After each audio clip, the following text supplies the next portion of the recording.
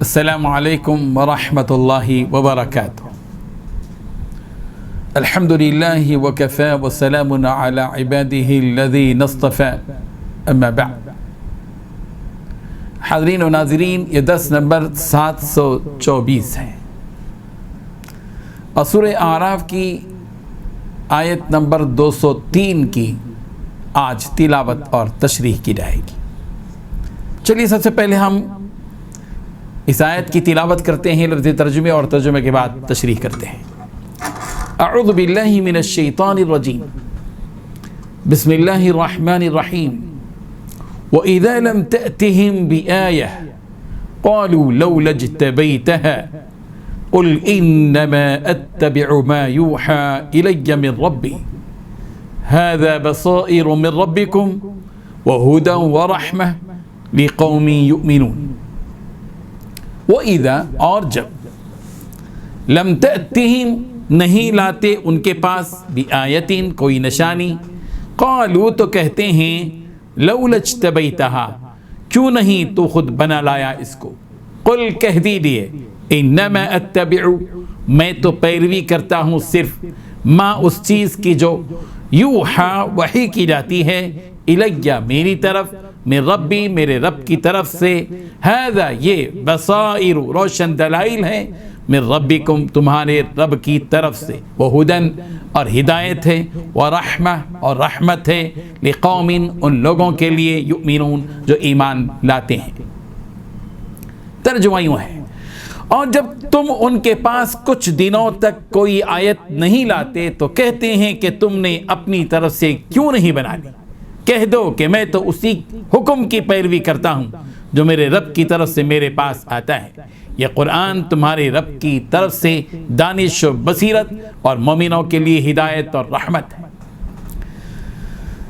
اس آیت میں 5 باتیں بتلائی گئی ہیں. پہلی بات، اے پیغمبر، جب تم ان کے سامنے ان کا منہ مانگا معجزہ پیش نہیں کرتے تو نمبر 2 یہ کہتے ہیں کہ تم نے یہ معجزہ خود اپنی پسند سے کیوں نہ پیش کر دیا. نمبر 3 کہہ دو کہ میں تو اسی بات کی اتباع کرتا ہوں جو میرے رب کی طرف سے وحی کے ذریعے مجھ تک پہنچائی جاتی ہے. نمبر 4 یہ قرآن تمہارے رب کی طرف سے بصیرتوں کا مجموعہ ہے.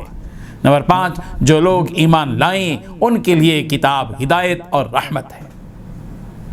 بزرگان محترم، نبیوں کو جو معجزات دیے جاتے ہیں وہ رب ذوالجلال کی مرضی اور حکمت کی بنیاد پر ہوتے ہیں، مگر مکے کے مشرکین نے رسول رحمت صلی اللہ علیہ وسلم سے اپنی مرضی سے معجزے طلب کیے، آج جب ان کا منہ مانگا معجزہ پیش نہیں کیا گیا تو وہ رسول رحمت صلی اللہ علیہ وسلم سے کہتے تھے کہ محمد آپ نے یہ معجزہ اپنی پسند سے کیوں پیش نہیں کیا.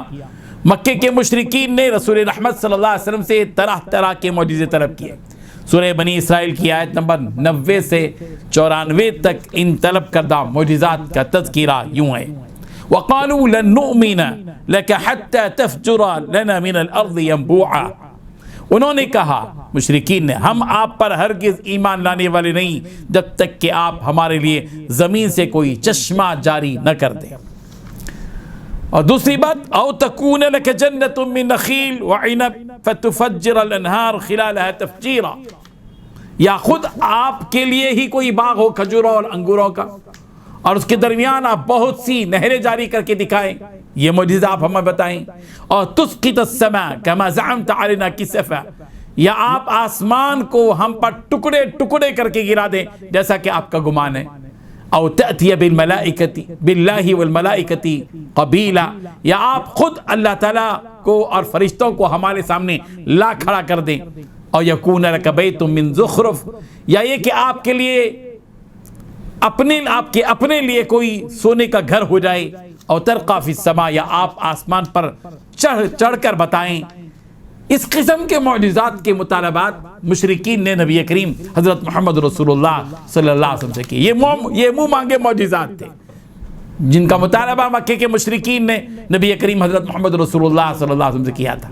اللہ تبارک و تعالی نے نبی کریم صلی اللہ علیہ وسلم سے فرمایا، قل پیغمبر آپ کہہ دیجئے سبحان ربی، میرا رب پاک ہے، حل کنت الا بشر رسولا، میں تو بس اللہ کا ایک بنا گیا رسول ہوں، میں تو ایک انسان ہوں، رسول ہوں، میرا پروردگار تو بالکل پاک ہے۔ اس جواب کے ذریعے یہ حقیقت بتلا دی گئی کہ رسول کے اختیار میں معجزہ ظاہر کرنا نہیں تھا۔ معجزہ تو اس وقت ظاہر ہوتا تھا جب اللہ تعالیٰ کا ارادہ ہوتا تھا۔ اللہ تعالیٰ کے ارادے کے بغیر کسی بھی نبی سے معجزے کا ظاہر ہونا ممکن نہیں ہے۔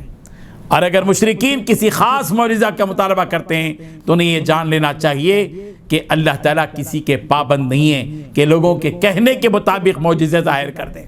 اور ان مشرکین کا معجزہ طلب کرنے کا مقصد تھوڑی ایمان لانا تھا۔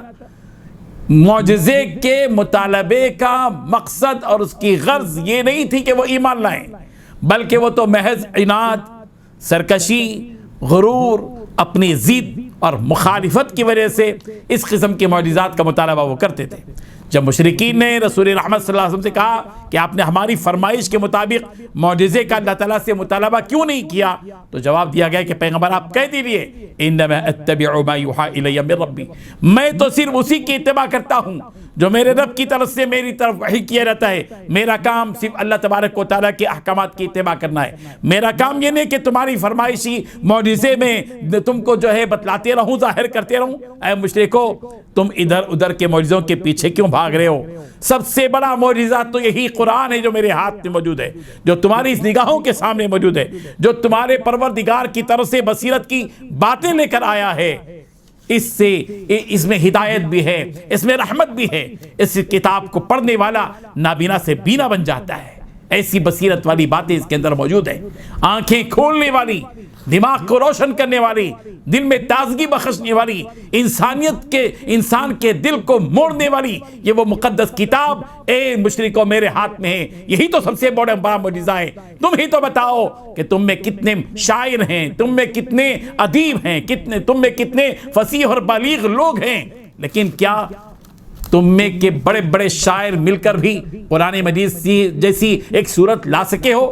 نہیں لا سکے۔ جب نہیں لا سکے تو اس کا مطلب یہ ہے کہ یہی معجزہ ہے کہ جو چیز تم نہیں کر سکے تو وقت کے نبی نے تمہارے سامنے وہ اس معجزے کو ظاہر کیا ہے۔ اللہ تبارک و تعالیٰ نے بتلا دیا ہے، یہی معجزہ ہے تمہارے کہ محمد عربی کے نبی ہونے کا۔ یہی دلیل ہے محمد عربی صلی اللہ علیہ وسلم کے نبی ہونے کی۔ اس سورہ انعام کی آیت نمبر 104 میں اللہ تعالیٰ نے اس کتاب کے بارے میں فرمایا قد جاءکم بصائر من ربکم فمن ابصر فلنفسہ ومن عمی فعلیہا وما انا علیکم بحفیظ۔ تمہارے پاس تمہارے پروردگار کی طرف سے بصیرت کے سامان پہنچ چکے ہیں۔ اب جو شخص آنکھیں کھول کر دیکھے گا وہ اپنا ہی بھلا کرے گا، اور جو شخص اندھا بن جائے گا اس کتاب کے بارے میں تو اس کا نقصان خود اسی کو ہوگا۔ مجھے تمہاری حفاظت کی ذمہ داری نہیں سونپی گئی ہے، میرا کام تم کو تمہاری رہنمائی کرنا ہے۔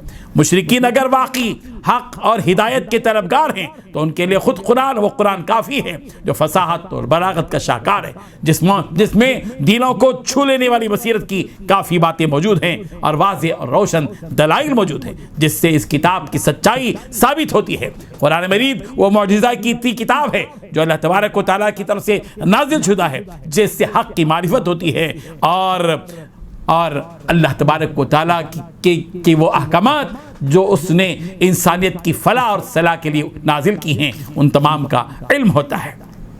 اس لیے مشرکین کے یہ مطالبات یہ ناجائز مطالبات ہیں۔ اللہ کے بندوں کو چاہیے کہ نبیوں کے سامنے مطالبات کرنے کے بجائے نبیوں کے سامنے سر خم تسلیم کیا جائے اور بات کو تسلیم کر لی جائے۔ اللہ تبارک و تعالی ہم سب کو عمل کی توفیق عطا فرمائے۔ وآخر دعوانا ان الحمد للہ رب العالمین۔